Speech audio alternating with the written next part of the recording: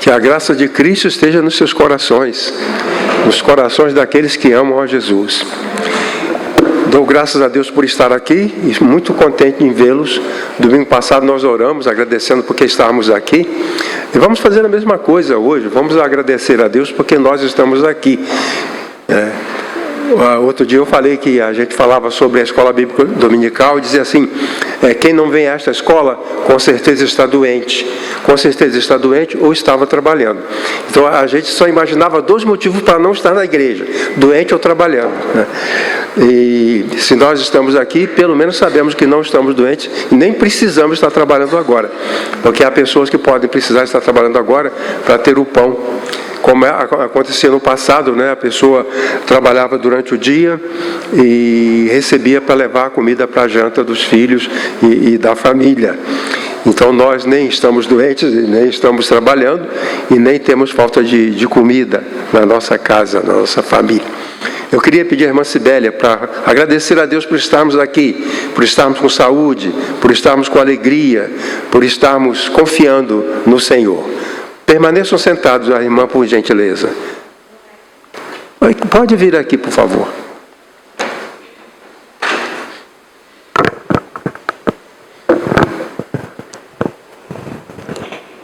Então, vamos orar. Querido e amado Deus, nós te agradecemos por mais uma vez estarmos aqui na tua casa. Te agradecemos por estarmos com saúde e também por termos alimento em nossas casas. E agradecemos também pelas providências que o Senhor tem nos dado, pelos irmãos e amigos que têm sido usados para ajudar uns aos outros. Muito obrigado, Deus, por mais uma vez poder ouvir a tua palavra, que logo mais vai ser dita aqui na frente, que possamos estar com os corações abertos e dispostos a ouvi-la e guardá-la. Obrigada por tudo, perdoa os nossos pecados, porque nós reconhecemos que somos pecadores e esperamos a tua graça e a tua misericórdia para conosco. E é em nome de Jesus que nós oramos. Amém. Amém. Muito obrigado. Vamos ler, vamos começar a nossa palavra de hoje, né, vendo a primeira slide, isso aí. Então hoje é dia da ceia do Senhor e a ceia do Senhor tem como finalidade a lembrança de Jesus, é a memória. Jesus falou, façam isso em memória de mim, para lembrar de mim. Em memória de mim quer dizer isso, comam para se lembrarem de mim. É uma refeição memorial, ou seja, é uma refeição com um propósito. A gente come visando, por meio dessa refeição, nos lembrarmos de Jesus. Foi isso que Jesus orientou. Então hoje nós vamos celebrar a ceia do Senhor e sempre quando celebramos a ceia do Senhor, o nosso tema geral é o Jesus de quem nos lembramos. Esse é o nosso tema. Fazei isto todas as vezes que o beberdes em memória de mim. E o tema de hoje é o Jesus de quem nos lembramos é o nosso perfeito governante. Eu quero justificar esse tema.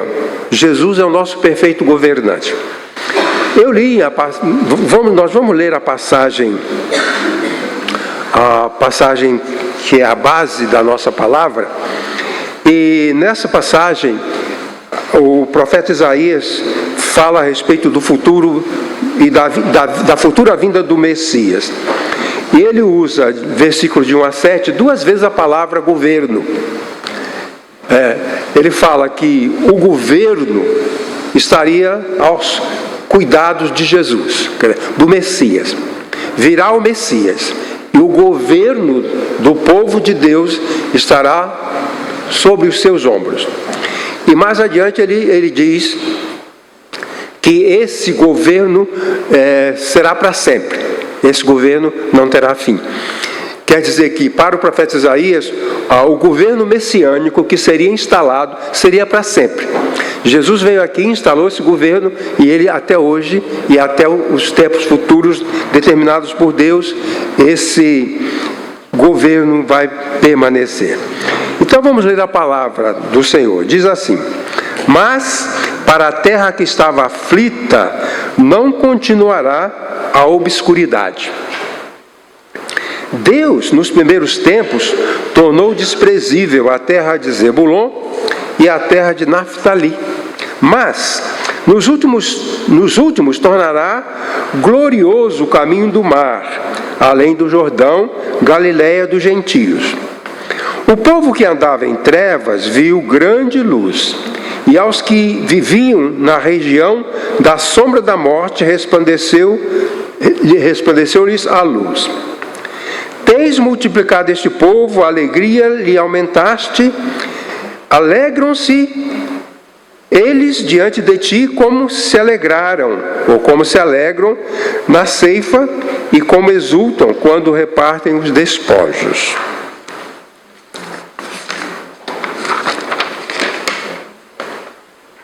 Continuando a nossa leitura. Mas, para a terra que estava aflita, não continuará a obscuridade. Desculpa.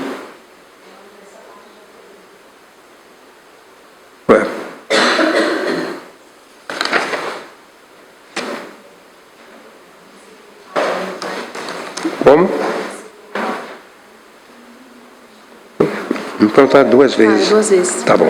Pode continuar. Eu continuo onde? Aqui, ó, no 4. Ele não está aí, eu copiei errado. Foi erro meu, meus irmãos, eu copiei errado. Então, assim, nessa letra você vai ler para mim, Tá. por favor. Eu fiz errado. Aquela cópia cola, recortei a parte 1 e copiei. Bom, irmãos, vamos lá. Isaías capítulo 9, eu vou ler os versículos 4 e 6, que são os que estão faltando, tá 4 bom? a 6. É, de 4 a 6 que estão faltando. Porque tu quebraste o jugo que pesava sobre eles, a vara que lhes feria os ombros e o cetro do seu opressor, como no dia dos midianitas. Porque toda a bota com que anda o guerreiro no tumulto da batalha e toda a veste revolvida em sangue serão queimadas, servirão de pasto ao fogo. Porque um menino nos nasceu, um filho se nos deu, o governo está sobre os seus ombros e o seu nome será Maravilhoso Conselheiro, Deus Forte, Pai da Eternidade, Príncipe da Paz. Obrigado. Então, o nosso texto é Isaías capítulo 9, de 1 a 6. Tá bom? Então eu li uma parte e Irene deu a outra. Então vamos prosseguir. Eu estava justificando o porquê do tema. Porque o profeta Isaías atribui ao Messias o governo. Então 2 vezes ele fala, o governo vai estar sobre os seus ombros. E depois disso, esse governo não terá fim. Então, vamos prosseguir. Os grupos humanos e muitos grupos de animais, vivendo em sociedade, como, por exemplo, uma família, um aglomerado urbano ou uma igreja, necessitam de um governante, como fundamental para a sua sobrevivência. Desde os tempos mais remotos, reis e governantes têm desempenhado funções na preservação dos povos, como proteger da fome, da guerra e das doenças, estabelecendo padrões de comportamento, promulgando leis e ministrando a justiça. O poderoso rei Hammurabi da Babilônia elaborou, por volta de 1800 anos antes de Cristo, o seu famoso Código de Hammurabi, que contribuiu para a sobrevivência do seu povo por séculos. Eu estou dizendo o seguinte, que o governante tinha uma função de cuidar do seu povo e visando a sua preservação. Entre as coisas necessárias estava a lei.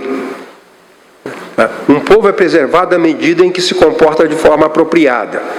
Então, desde o tempo de Hammurabi, que ficou claro que se o povo não tem um governante que estabeleça normas de comportamento, esse povo fracassa. Então, o reino da Babilônia sobreviveu por séculos e séculos com base na obediência a um código. Então a família tem que ter um código, a igreja tem que ter um código, um estado tem que ter um código, um país tem que ter um código. Onde houver grupos humanos é preciso haver código de comportamento, código de conduta. Porque senão o grupo não sobrevive. Então essa é uma das funções do governante. Então vamos continuar.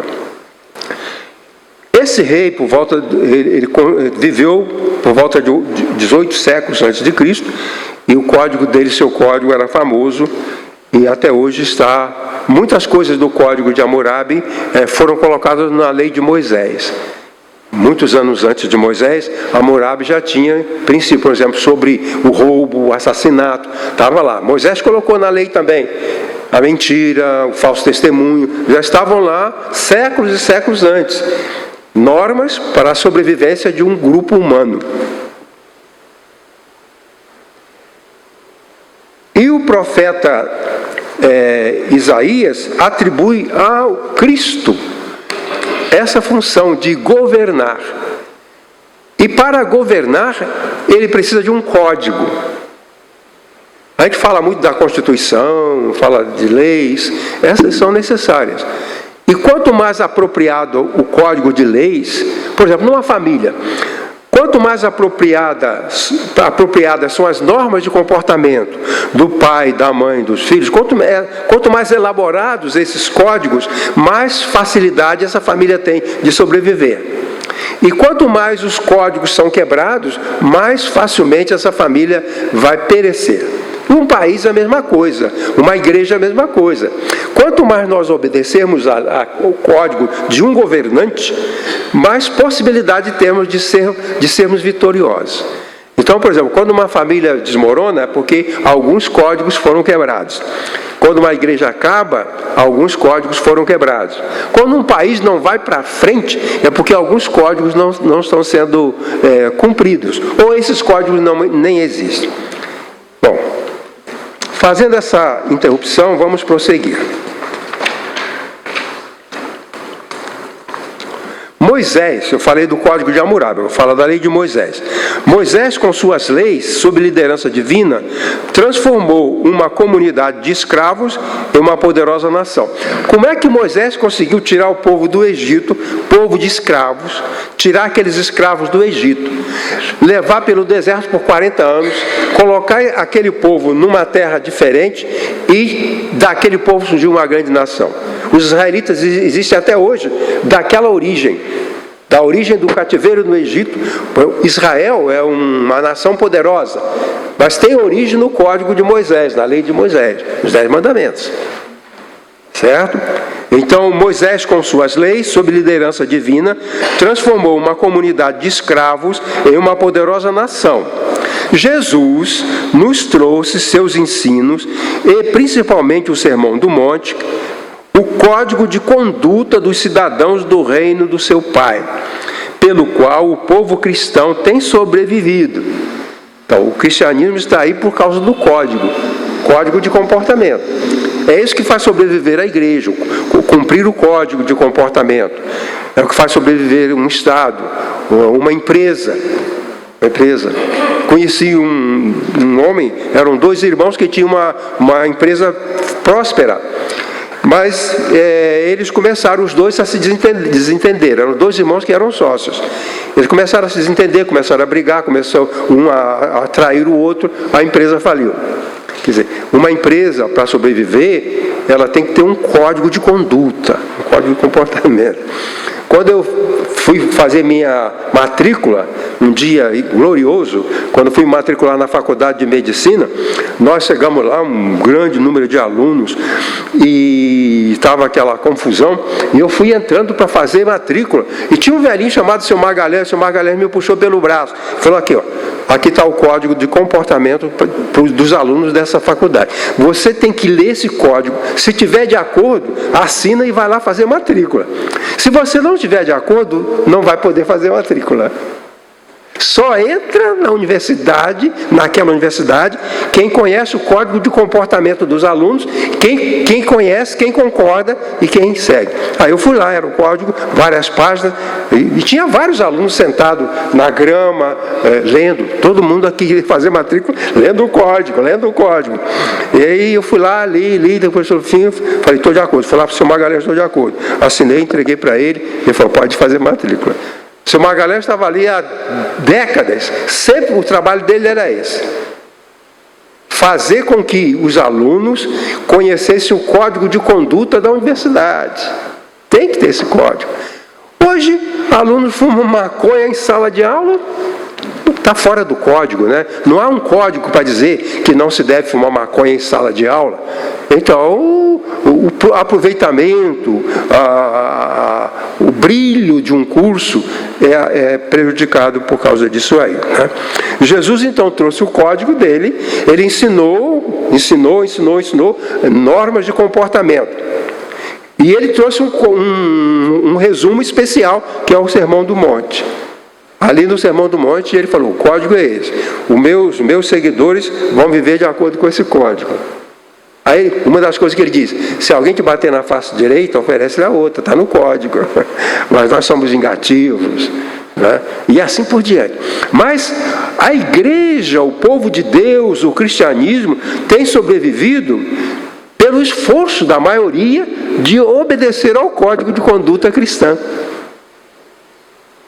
E agora nós estamos aqui falando do código de Moisés, que é o código de cidadão dos reinos do Pai de nosso Senhor Jesus Cristo, pelo qual o povo cristão tem sobrevivido e toda a humanidade tem recebido os seus benefícios.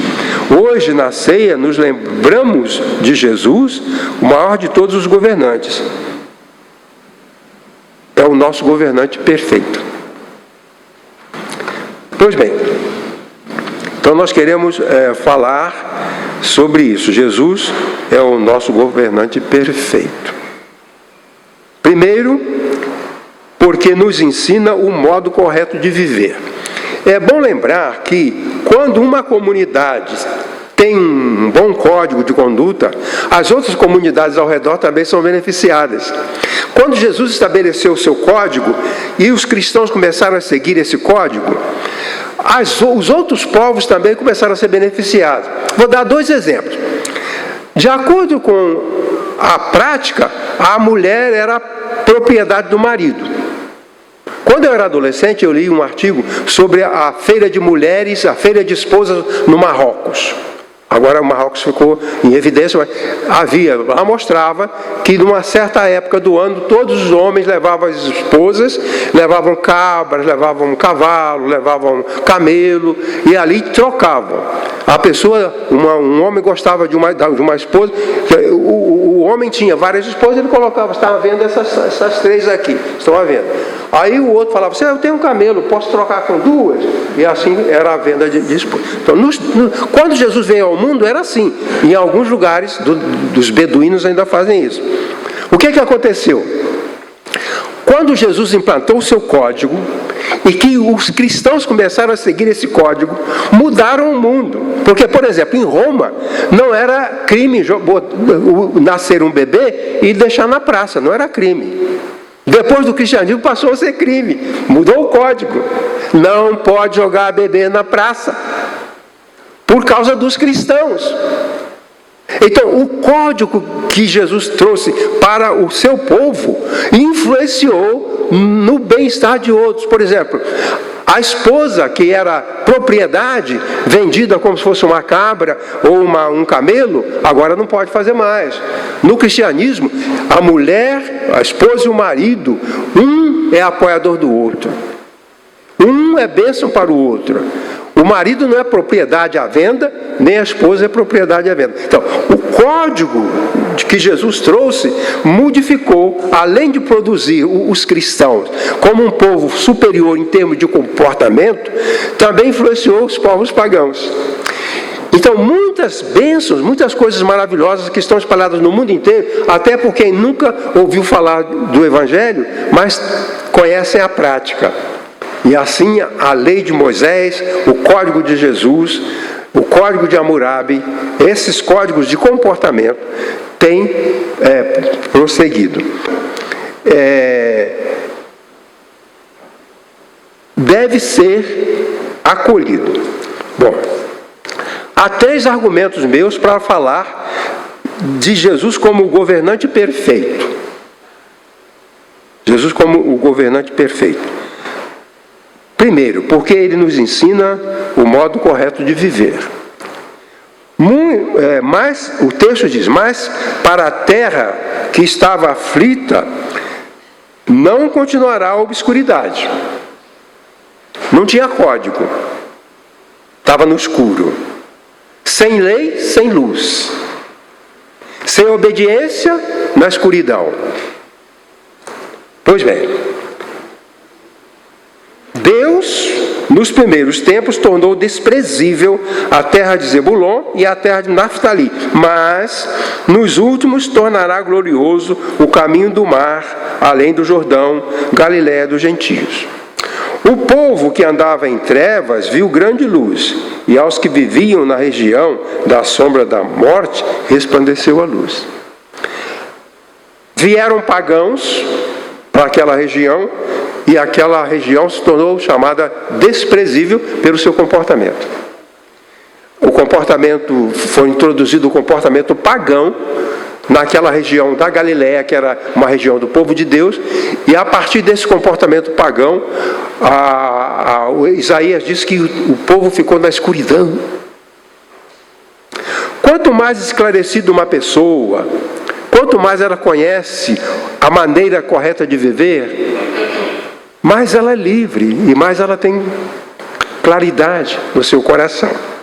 Pois bem, preciso prosseguir. Olha só o comentário. Essa parte da profecia que fala da Galiléia se refere à Galiléia, região mais afetada pela deterioração moral e espiritual após a invasão pelos assírios. Ali passaram a habitar, juntamente com os judeus, povos estranhos, que contaminaram a população com práticas pagãs. Por isso, eram a Galiléia dos gentios, chamada Galiléia dos gentios. Porque os gentios, os pagãos, tomaram conta daquela região. E não parecia mais que aquilo pertencia ao povo de Deus. Então, chamada Galiléia dos gentios, a Galiléia dos pagãos, porque eles tinham dominado. E por isso, aquela região era uma região chamada desprezível. Por ali passava o caminho do mar, a rota de vários povos. Por isso, regiões como Naftali e Zebulon eram consideradas em escuridão, eram desprezíveis. Foi exatamente nessa região desprezível que Jesus viria a viver e realizar a grandiosa parte do seu ministério, expandindo a luz do conhecimento de Deus. A luz é o símbolo do conhecimento da verdade, do bom senso, do viver correto. Aquele que vive na luz conhece a verdade, tem bom senso e vive corretamente. E o governante, o Cristo, veio para isso. Veio para isso. Foi para isso que o Cristo veio. Foi nesse sentido que Jesus afirmou: eu sou a luz do mundo. Quem me segue não andará em trevas, mas terá a luz da vida. Então, à medida que Jesus veio, nasceu na Galiléia, naquela região desprezível por ignorância. Toda ignorância é desprezível. Ali eles esqueceram a lei de Deus e passaram a adotar as práticas pagãs. Jesus veio para essa região, ele viveu ali. Jesus era galileu, os seus discípulos eram galileus. E Jesus trouxe o brilho, a luz. À medida em que Jesus ensinou na Galiléia, foi revertendo aquela situação de escuridão. Por isso Isaías diz: o povo que andava em trevas viu uma grande luz, e sobre os que habitavam na região da sombra da morte resplandeceu a luz. Sombra da morte é sombra da ignorância. Isso é a sombra da morte. Não conhecer as coisas, não saber como se comportar, não saber o comportamento apropriado. Isso é região da sombra da morte. Agora, à medida em que Jesus vem, traz o seu mandamento, traz o seu ensino, e esse mandamento começa a ser aceito, a claridade, a luz, o brilho do conhecimento aparece. Certo? Vamos fazer uns comentários. Primeiro, a luz de Jesus é suficiente para nos iluminar em todas as esferas da nossa vida. O que Jesus trouxe ao mundo me ajuda na esfera profissional, na esfera acadêmica. Os mandamentos de Jesus me ajudam na esfera dos relacionamentos pessoais. Os mandamentos de Jesus me ajudam na esfera familiar. Em todas as esferas. Eu digo para os irmãos, eu repito sempre, e acho que quanto mais tempo vou ficando, quanto mais perto de morrer, mais eu vou enfatizar isso. As coisas boas que eu construí debaixo da luz do Cristo. Fora da luz, eu fiz besteira. Mas quando eu coloquei o foco do Cristo aqui, tudo deu certo. Dá certo. Vamos deixar Cristo colocar o foco da luz da sua verdade na nossa mente, no coração. E nós não podemos abrir mão disso.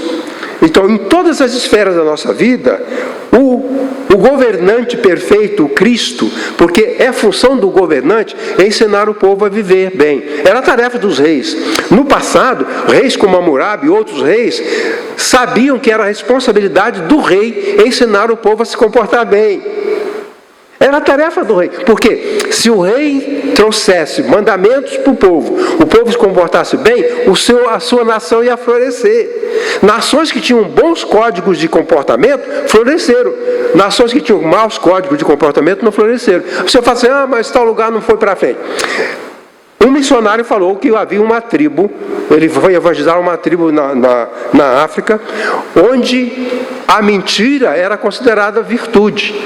Quando uma pessoa mentia, parabéns, você mentiu. E era mentira. Um povo onde a mentira é virtude não vai para frente. E aquelas tribos foram acabando. Porque o código de comportamento não permitia a sua sobrevivência. Não permitia. Quando eu era criança, morávamos na roça, e nós, como meus pais gostavam de visitar vizinhos a 4, 5 quilômetros de distância, à noite, às vezes a gente ia, às vezes os vizinhos vinham lá em casa. E meus pais e os adultos ficavam conversando na sala, à luz do lampião. A gente, as crianças, nós ficávamos do lado de fora, no que chamava de terreiro. Não é terreiro de umbanda. Terreiro é terreiro de café, terreiro de botar milho. O nosso terreiro era para isso. Para colocar o milho para secar, colocar o feijão para secar, era isso que era o terreiro. Então, as crianças ficavam lá fora, no quintal. Vou chamar de quintal, né? Nós ficávamos lá fora no quintal. E pela janela passava uma parte da luz do lampião. O lampião clareava dentro da sala e pela janela passava uma claridade do lampião. Nós brincávamos naquela área onde estava claro. Tinha a parte onde o lampião iluminava e a parte escura. Quando uma criança saía da luz e ia correr no escuro, geralmente se machucava. Batia com o pé numa madeira, caía num buraco. Então, era inteligência brincar só onde havia luz. Às vezes nós queremos brincar no escuro, tropeçamos, quebramos a perna. Então, o Cristo, o Senhor, o governante, ele tinha que mostrar a luz. E nós sobrevivíamos ali, brincando na luz. E nós sabíamos, saindo da claridade, vai se machucar. Se você tiver um amigo, você perceba que ele está saindo da luz, do bom comportamento, fala para ele, você vai se machucar. A luz do bom comportamento está nessa aqui, ó. O clarão, o foco está aqui. A verdade, a justiça, a bondade, o amor, o trabalho, o estudo está aqui. Você sai daqui, vai se machucar. Ah, teve uma balada em tal lugar, morreram 5 pessoas. Houve uma briga, mataram, 5 pessoas morreram. Está fora da luz. É perigoso. É perigoso. O segundo comentário é que a luz de Jesus está disponibilizada para todas as pessoas. Aqui diz, o povo que andava em trevas viu uma grande luz. Todos os galileus tiveram oportunidade de aprender o código de vida que Jesus trouxe. Na Galileia toda, a Bíblia diz, Jesus andou por toda a Galileia. Ninguém ficou fora da busca de Jesus. A luz de Deus, a luz do Evangelho, ela está disponível para todo mundo. Quem não segue a luz do Cristo é porque não quer. Mas se essa pessoa quiser, ela vai seguir. A luz do Evangelho, o código é para todas as pessoas. E o terceiro comentário é que a luz de Jesus, ela é necessária para todos. O Jesus de quem nos lembramos é o governante luz do mundo, que ilumina as nossas almas e nos guia para Deus. Há algum tempo eu conversava com um moço, um homem, jovem ainda, e ele estava contando das suas dificuldades. Sabe o que ele fez? Ele tinha 4 filhos pequenos, de 4 mulheres diferentes. E essas mulheres pediam uma pensão para os filhos. Andou na luz, não andou no escuro, fugiu da luz. Ele não tinha um comportamento inteligente. Ou aquela mulher que vem com 5 filhos pequenos, cada um de um pai, e não tem como sustentar aquelas crianças. Então, a luz de Jesus, ela é necessária para todo mundo. A luz assim não é para você, para mim, não. É para todo mundo. Todas as pessoas precisam da luz, da verdade do Cristo, da verdade do Evangelho. Todo mundo precisa. Porque se qualquer um que andar fora da luz, com certeza vai se machucar. Meu segundo comentário, por gentileza, vamos ver.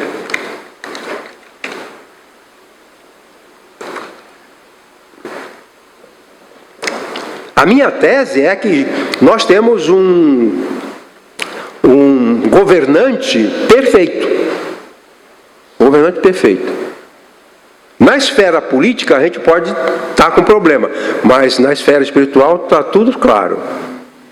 A gente não pode alegar falta desse brilho, dessa luz. Meu segundo comentário é que Jesus é o nosso governante perfeito, ao ser para nós fonte de bem-estar. O texto diz assim, Isaías agora se dirige a Deus, é uma oração. Tens multiplicado este povo, o povo cresceu. A alegria lhe aumentaste, tudo isso está ligado à luz. Alegram-se eles diante de ti como se alegram na ceifa e como exultam quando repartem os despojos. Porque tu quebraste o jugo que pesava sobre eles, a vara que lhe feria os ombros e o cetro do seu opressor, como no dia dos midianitas.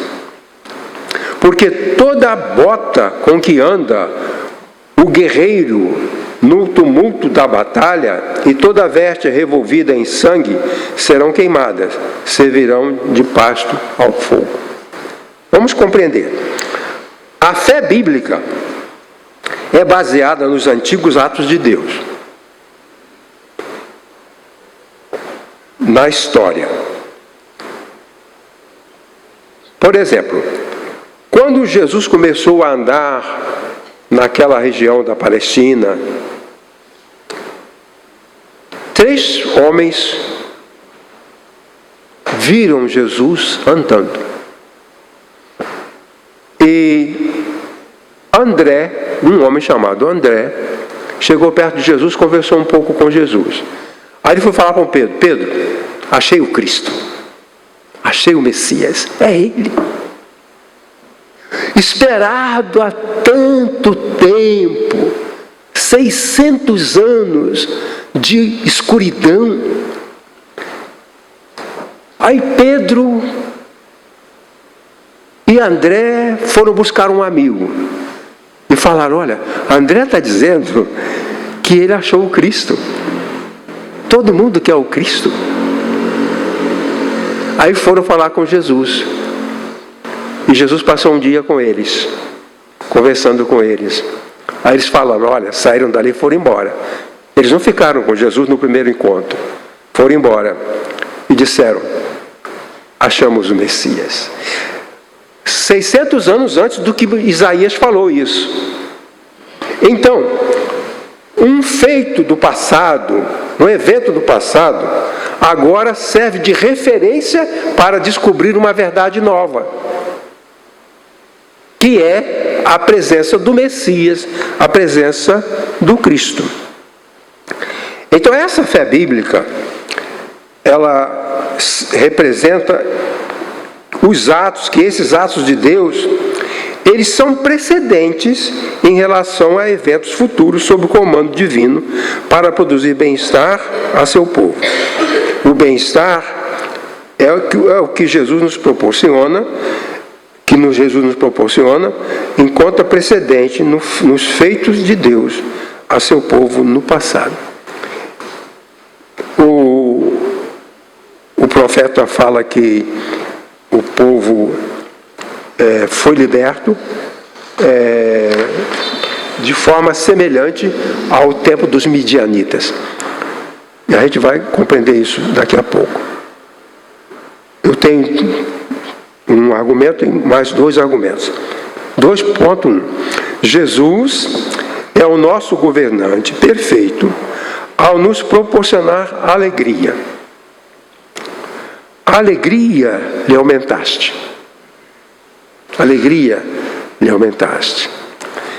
Como médico psiquiatra, eu trato de muitas pessoas que sofrem de depressão. O cristão deprimido é mais fácil de tratar do que o deprimido sem fé, sem Deus, sem esperança. Nós vamos ficar deprimidos, mas nós temos um recurso. Se for o caso, por uma doença, por uma questão biológica, mas nós temos mais recursos.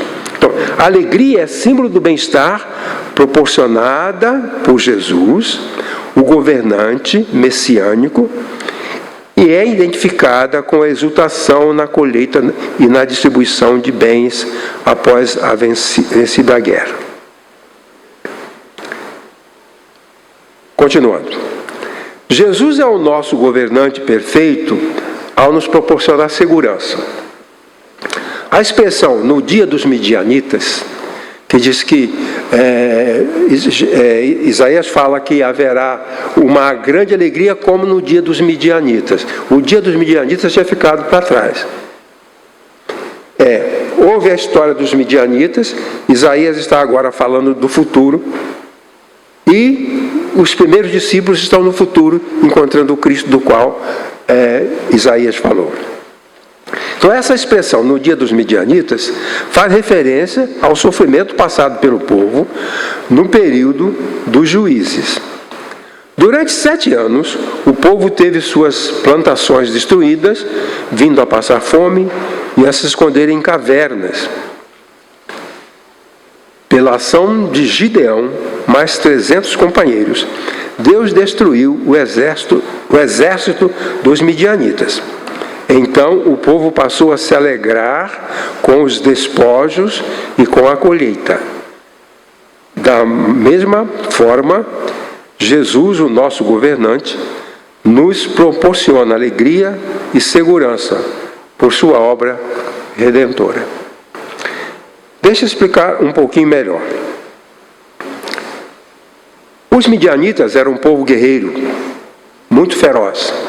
E eles invadiram aquela região do povo de Deus. Eles queimavam as plantações, destruíam as colheitas e matavam as pessoas. Essa era a situação.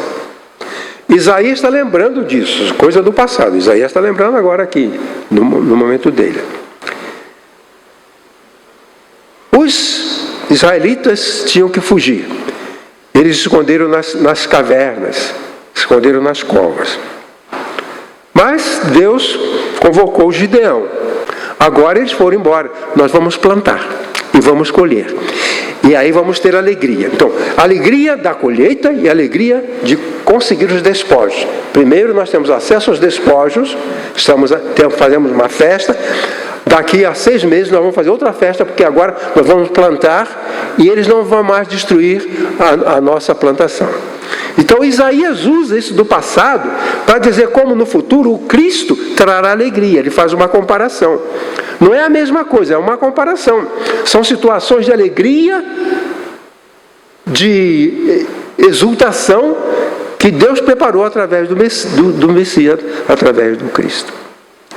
Bom, e o último e terceiro comentário é que Jesus é o nosso governante perfeito pela excelência dos seus atributos.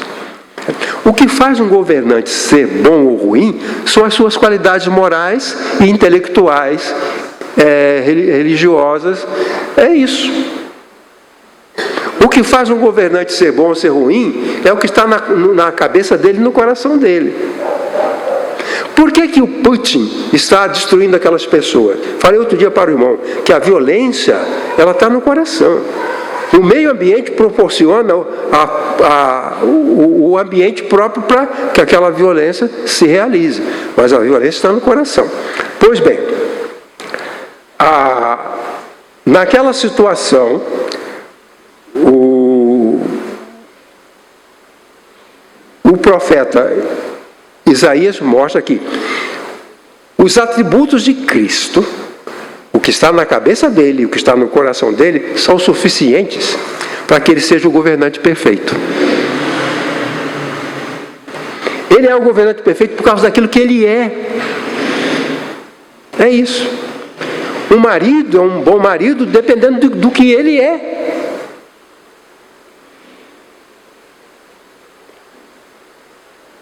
A esposa, dependendo do que ela é. Um funcionário, um bom funcionário, ele é um bom ou é um mau funcionário, dependendo do que está na cabeça dele, que está no coração dele. Agora, Isaías, então, mostra as razões por que o povo pode aceitar o Cristo. Por que pode? Por causa do que ele é. Aí diz, porque um menino nos nasceu. Agora está se referindo ao que vai ser o governante. Um filho se nos deu. É o Natal, é o Cristo que nasce no Natal. O governo estará sobre os seus ombros. Agora vem as qualidades dele.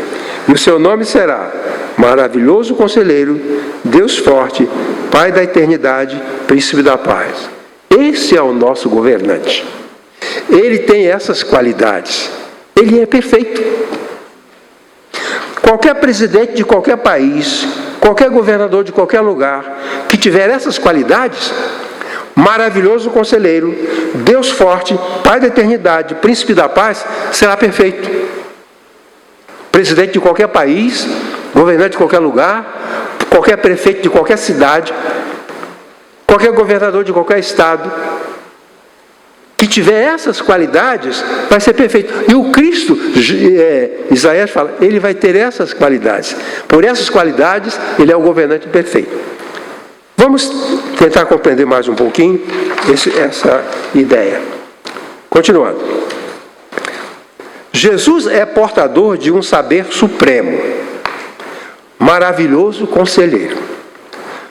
Constatamos que, através da história, governantes têm tido muito poder, mas pouca sabedoria e grandes defeitos de caráter. Você acredita, por exemplo, que se fala a história conta que Nero, governante de Roma, mandou colocar fogo na própria cidade que era dele, mandou colocar fogo em Roma, porque ele queria culpar os cristãos. A gente não bota fogo na casa para culpar alguém. A casa é da gente, a gente vai preservar. Mas ele queria culpar os cristãos e botou fogo na sua cidade.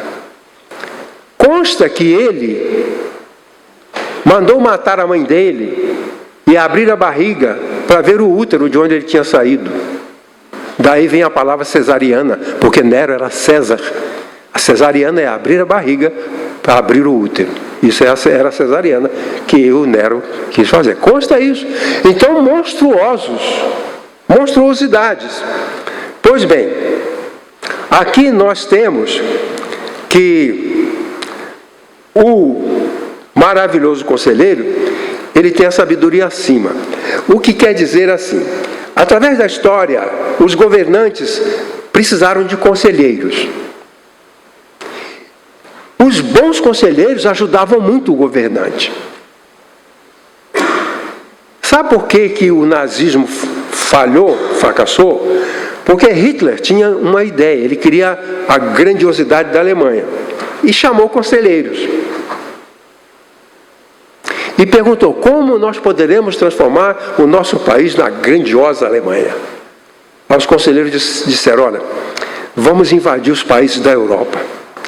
Vamos começar da Polônia. Vamos matar os judeus, pegar as riquezas dele. E Hitler falou, oba, legal, vamos fazer isso.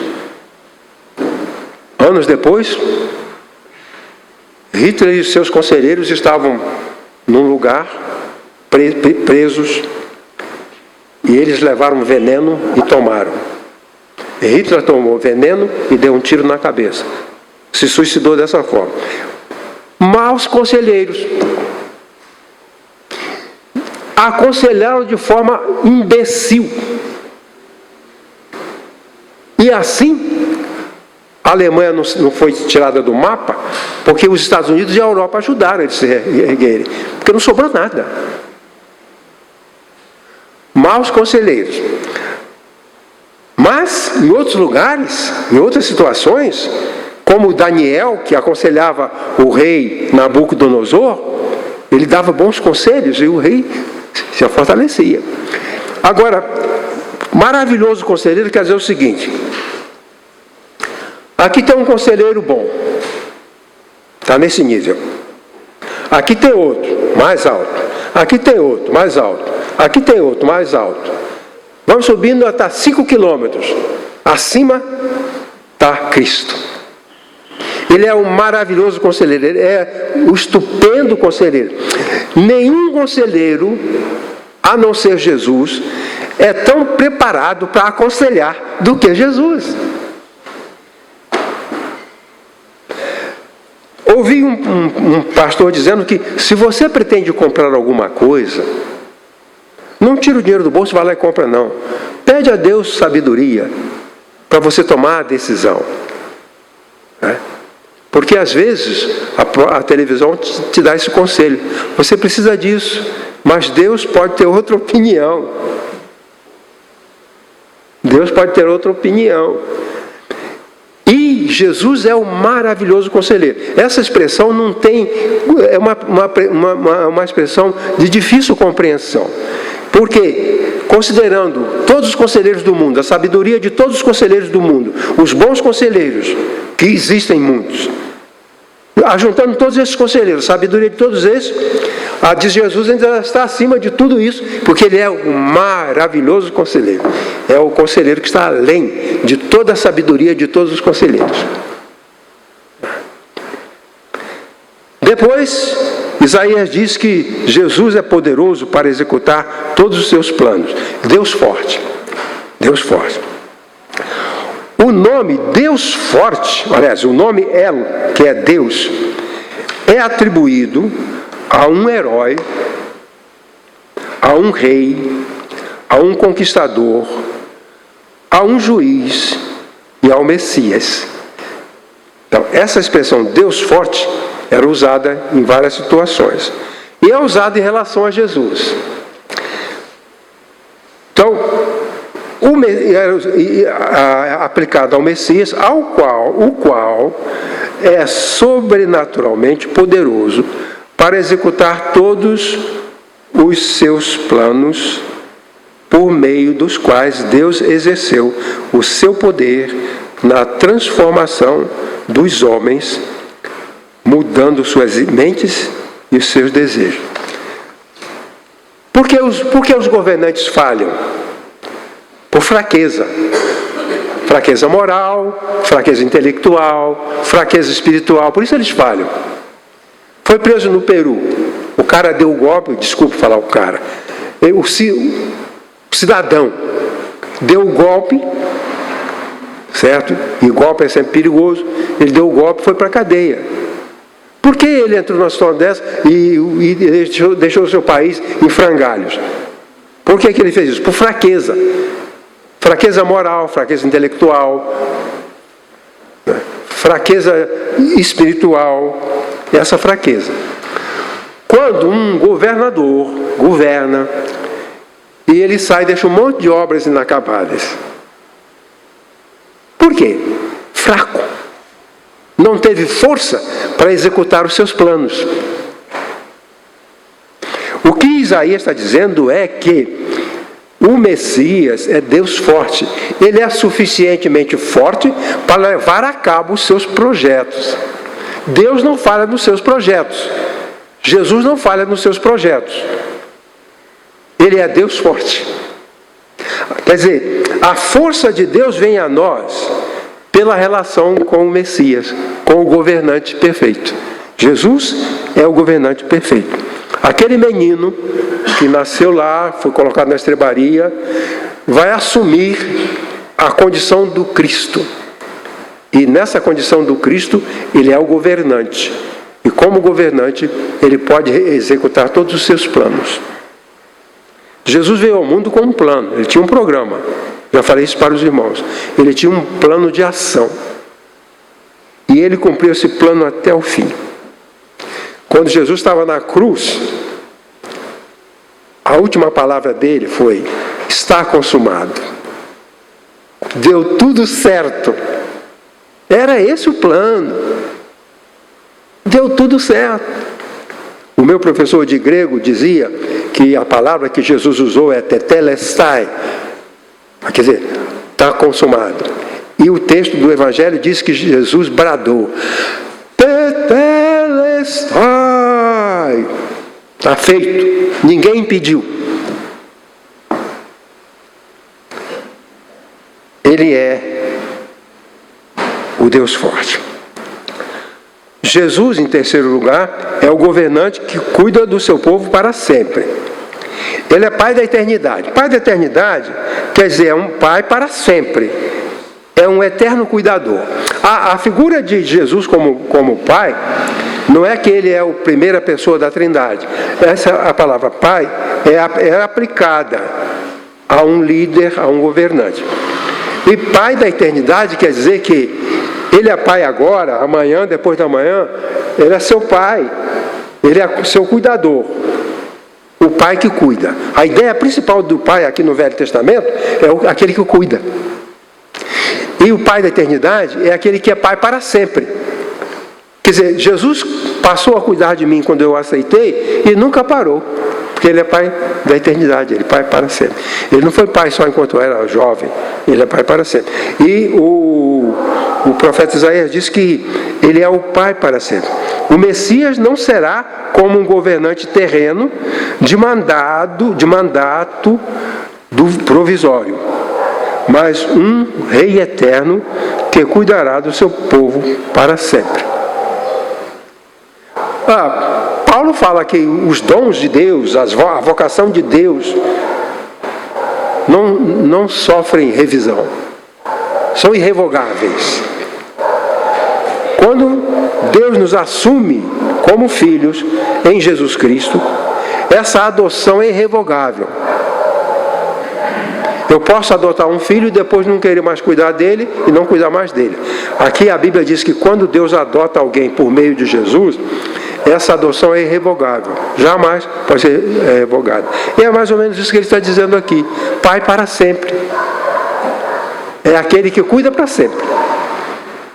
Fique tranquilo. Se você estiver na situação mais difícil, mais perigosa, mais assustadora, há um Pai que cuida.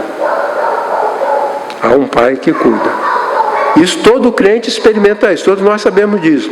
E não podemos esquecer que agora que é o Natal, está chegando o Natal, ele é o governante perfeito. Nós não estamos perdidos sem um líder.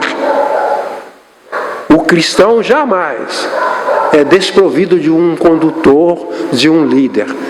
Porque Jesus, o Messias, o Cristo, Ele é o nosso governante para sempre. Ele é o Pai para sempre. E depois, a última qualidade aqui, Jesus é um governante perfeito, porque nos proporciona a plenitude do bem-estar. Ele proporciona a paz. Príncipe da paz. A paz é o bem-estar. O Messias é o príncipe da paz. Ele é o seu pleno promotor. Quando eu era adolescente, a gente trabalhava na feira, a gente vendia na feira. E tinha um homem que vendia cabritos. Ele levava os cabritos, né, as partes, o animal já partido, né, morto partido. E ele era conhecido como o rei dos cabritos. Nunca ele estava em algum lugar que não tivesse um pedaço de cabrito para ele oferecer. Jesus é o príncipe da paz, ele é o rei da paz, rei de amor. Não há nenhuma circunstância em que Jesus não tenha a paz para nos oferecer.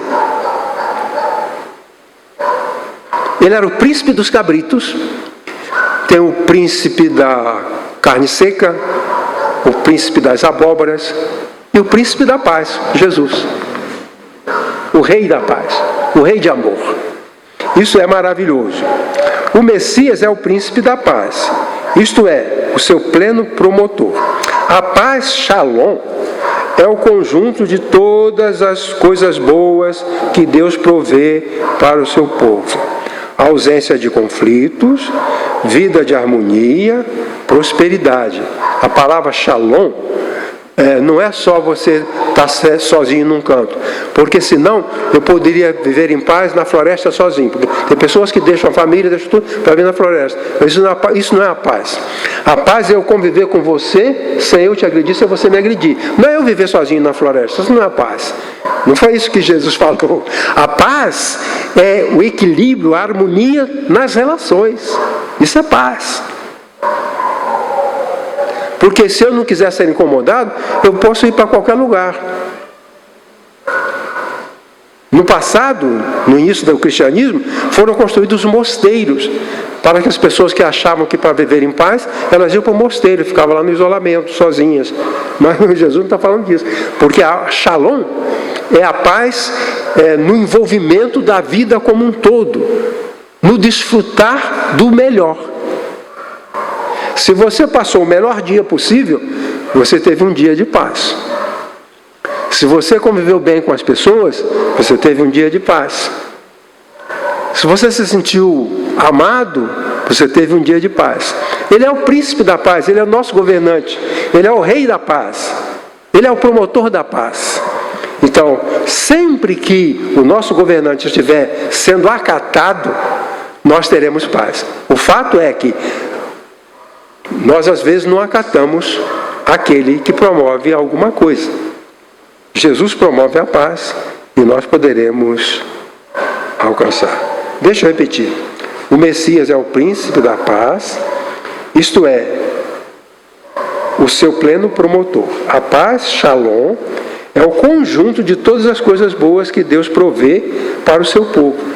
O pacotão de tudo que é bom é a paz. É isso. A paz é isso. Deus prepara um pacotão para você de coisas boas. Para o ano de 2023. Como preparou para o ano de 2022. Um pacotão de coisas boas. O príncipe mandou para você. O príncipe da paz mandou para você. Ali é a paz. Um bom dia com seu marido, um abraço no seu neto, uma comida gostosa, o culto, tudo de bom, Shalom, tudo de bom, que Deus no seu bom amor preparam para nós.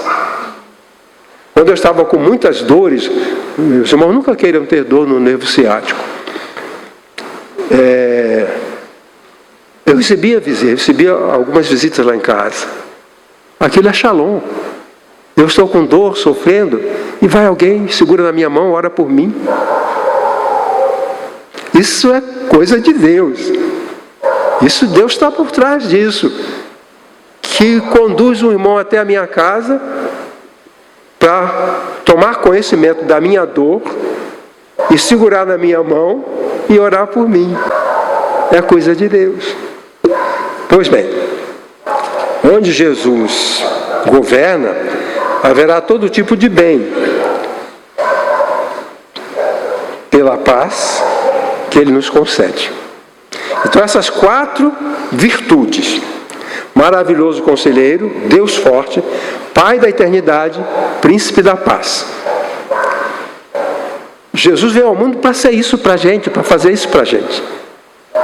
E se a gente procurar andar na luz que Ele acende, no clarão da sua palavra, no brilho dos seus ensinos, nós vamos ter uma vida de felicidade. Nós vamos pular como alguém que está colhendo a sua plantação, ou alguém que está rachando uma capa de seda nos despojos de uma batalha. Bem, eu queria dizer isso, irmãos. Nós estamos no mês do Natal, e essa passagem de Isaías é um clássico, uma passagem clássica sobre a proximidade do Natal. Nós estamos no período chamado Advento. O Advento são 4 domingos antes do Natal. Então esse é o 3º domingo do Advento. Depois temos o 4º e vem o Natal. Então, essa passagem é uma passagem das mais apreciadas para o Advento. E no Advento, na preparação para comemorar o Cristo, nós focalizamos a nossa lembrança naquele que é o nosso governante perfeito. Últimas palavras. Ao celebrarmos a ceia, nos lembramos de Jesus, reconhecendo-o como Messias, ungido Cristo. Messias é a palavra hebraica. Ungido é o processo pelo qual ele se torna o Messias. Ou seja, usava-se quando uma pessoa era escolhida para uma função gloriosa, ela recebia um pouco de óleo na cabeça, que era a unção. Então juntavam-se muitas testemunhas, muitas testemunhas, e diante das testemunhas, a autoridade religiosa ou a autoridade espiritual derramava o óleo na cabeça. Agora ele é ungido, ou Messias, ou Cristo. Cristo é em grego, Messias é em hebraico, ungido é em português. Nós vamos receber o Cristo, o Messias. Vamos receber o ungido. Vamos celebrar na pessoa de Jesus de Nazaré. As pessoas, os judeus entenderam. Esse aqui, esse Jesus aí, é esse que Isaías falou. Ele é o ungido de Deus para fazer o bem. As palavras então seriam essas: o Messias, o ungido, o Cristo, anunciado pelos profetas como governante do povo de Deus. Ele é o governante perfeito, porque expande a luz do conhecimento de Deus por todo o mundo.